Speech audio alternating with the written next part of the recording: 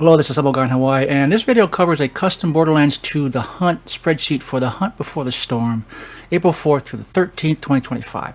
This is by and large the same spreadsheet I produced for last year's Borderlands 2 Hunt Love Bites, same 160 items and same point values. It does reflect a change in the rules which now allow us to claim anything as a world drop except for Commander Lilith items that can world drop in that DLC. Let me explain briefly how this works. The spreadsheet link is to an Excel spreadsheet in Google Docs. Make a copy in Google Sheets or Google Docs or download a copy. You should not be able to make any changes to the actual master file.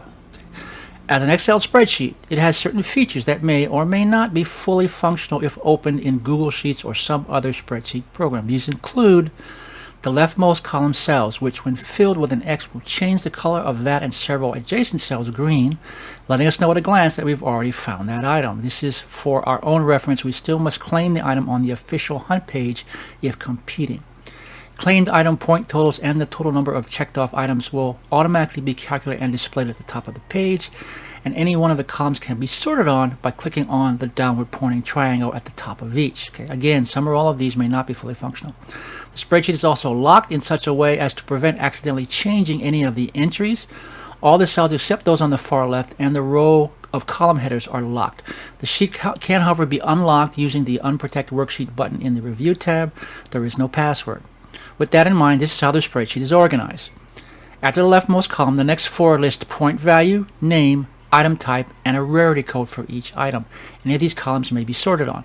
The next column, list, if sorted on, puts the list in the same order as the official hunt page where we officially claim our drops, which again I assume is the same as last year.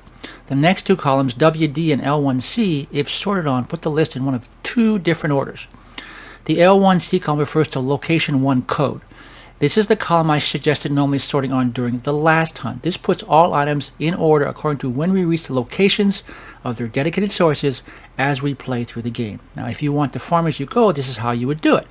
Note that some sources cannot be immediately farmed upon reaching their specific location. Those sources can only be unlocked later in the story. For instance, when we first reach the Dust, we can go to Boot Hill. But Ghetto and Mobley, who dropped the Layuta and Varuk, do not spawn until we accept and finish the Good, the Bad, and the Mordecai side quest, which does not become available until after we defeat Wilhelm and return to Sanctuary. Okay, so the main game comes first, followed by separate sections on each DLC. This hunt, I suggest sorting on the WD or World Drop column.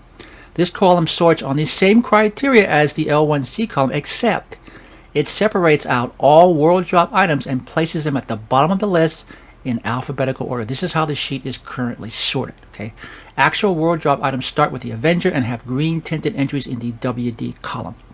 If you use this column and the legendary drops and you don't see it in the era corresponding to roughly where you are in the story at that point, scroll down to the world drop section at the bottom and search for it by name. Okay, FYI, I do not sort on initial articles, meaning if you want to find the sham, you need to look under S for sham, not T for the.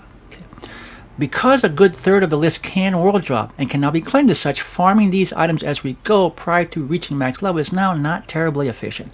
Spend half an hour farming an item and then the item later world drops before max level, and that half hour was wasted. Okay, so unless you need a specific item for your build at a given point in your playthrough, I would suggest you play through the main story at least twice, getting to TVHM and to max level, farming as much of the non-world drop item list as possible. Only after you've got everything you can from that dedicated non-world drop list and have probably found and claimed a bunch of world drops, what I suggest farming what's left on the world drop list, but it's up to you. FYI, the sheet is posted as of now, but check back periodically before the start of the hunt, at least in case I need to make changes. Note the date and time next to the score in the upper left. Now, as to the other columns, the first displays info about the main content from which the item comes, main game versus specific DLC. Very important, if this column has some sort of U or T notation, that means the content is only farmable in UVHM or TVHM respectively. If it says U62, we have to be in UVHM and level 62 or higher to farm it. Okay. Subsequent columns list the name of the source or boss, the location, the mission that unlocks the item for farming from that source, and a separate mission code number. There's also a column with a red RB entry, which indicates the source is a raid boss. Subsequent columns list some of the same info for additional sources. Some items can be farmed for more than one boss. Okay.